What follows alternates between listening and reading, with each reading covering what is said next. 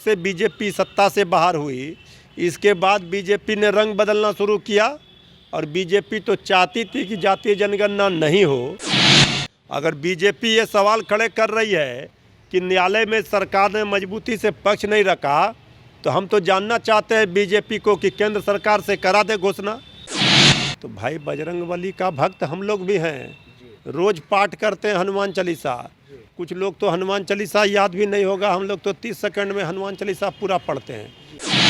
हिंदू हो कि मुसलमान हो कि कोई हो, उपद्रवियों की कोई जाति नहीं होती, गड़बड़ी करने वालों की कोई जाति और धर्म नहीं होती।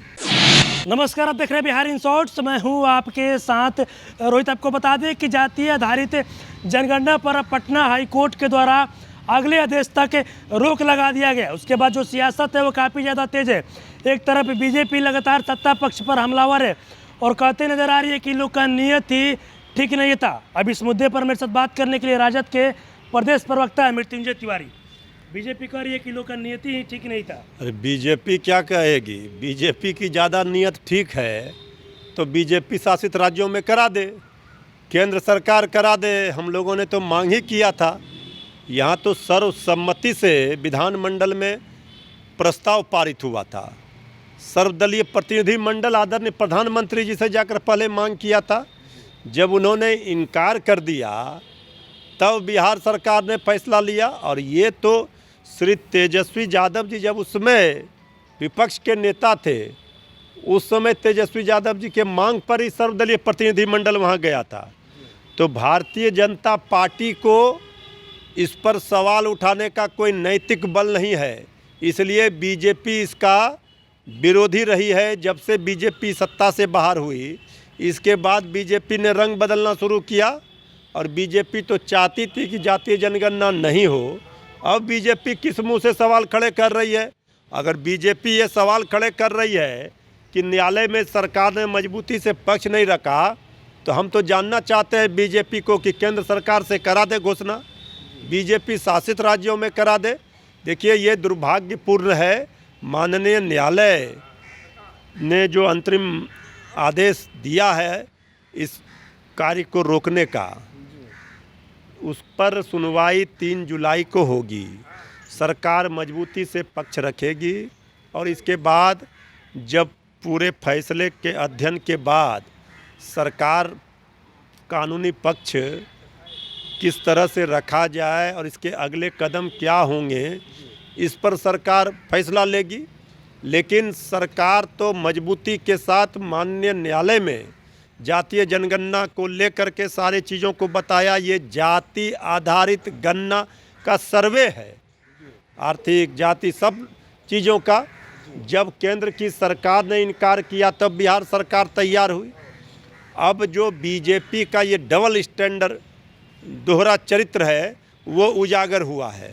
बीजेपी कल तक क्या कह रही थी, ये तो बीजेपी ही करवा रही है और बीजेपी खुश है। माननीय न्यायालय के फैसले का सम्मान करते हैं, लेकिन ये दुर्भाग्यपूर्ण फैसला है।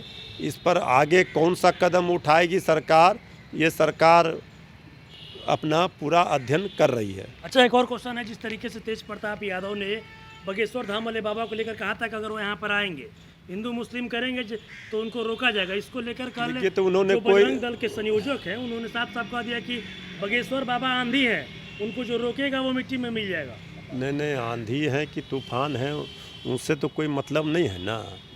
बहुत सारे बाबा हैं जो आंधी हैं, सुनामी है, सारे लोग आ रहे हैं, सारे प्रवचन कर रहे हैं, कथा कर रहे हैं, कहाँ किसी को कोई रोक रहा है।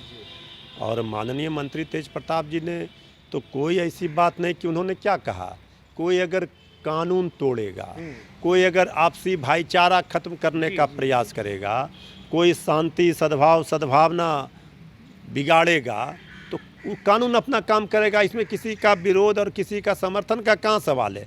बहुत सारे कथावाचक हैं, प्रवचन कर रहे हैं, जा रहे हैं सब लोग। ये बिहार में तो सभी धर्म के सभी जाति के लोगों का सम्मान है, लेकिन कोई अगर बेवजह का बिहार के माहौल को ख़राब करने का प्रयास करता है तो फिर कानून अपना काम करता है। इसमें कोई विरोध और समर्थन का सवाल नहीं है। और जो लोग कह रहे हैं आज तो भाई बजरंगबली का भक्त हम लोग भी हैं, रोज पाठ करते हैं हनुमान चालीसा।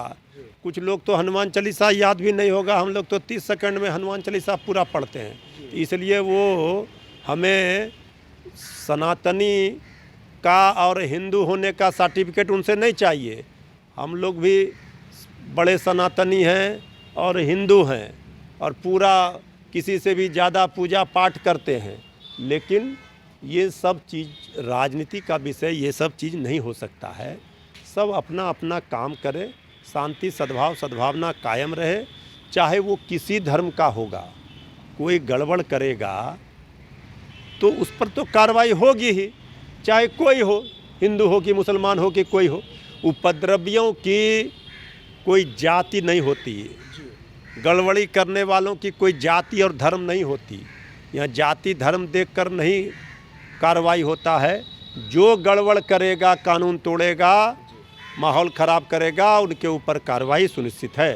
चलिए, तभी आपने देखा मेरे साथ राजद के प्रदेश प्रवक्ता मृत्युंजय तिवारी। तो आपको बता दें कि कल जिस तरीके से जाति आधारित गणना पर पटना हाईकोर्ट के द्वारा रोक लगा दिया गया, उसके बाद लगातार बीजेपी सत्ता पक्ष पर हमलावर थी। अब बीजेपी के बयानों पर पलटवार करते हुए मृत्युंजय तिवारी ने साफ साफ कह दिया है कि अगर बीजेपी को इतना ही दिक्कत है तो फिर केंद्र सरकार से मंजूरी दिलवा दे, या फिर बीजेपी की जहाँ पर भी सरकार है वहाँ पर भी आखिर बीजेपी जातीय आधारित जो गणना है वो कराए। और वहीं आपको बता दें कि बागेश्वर धाम वाले बाबा को लेकर भी मृत्युंजय तिवारी ने साफ साफ कह दिया कि जो भी गलत करेगा कानून उसको छोड़ेगा नहीं। और वहीं नहीं साफ साफ कहते दिख रहे हैं कि बीजेपी के लोगों से ज़रूरत नहीं है कि हमको सर्टिफिकेट चाहिए कि हम सनातनी हैं, हम हिंदू हैं। और भी इनका क्या कुछ कहना था आपने इस वीडियो में देखा।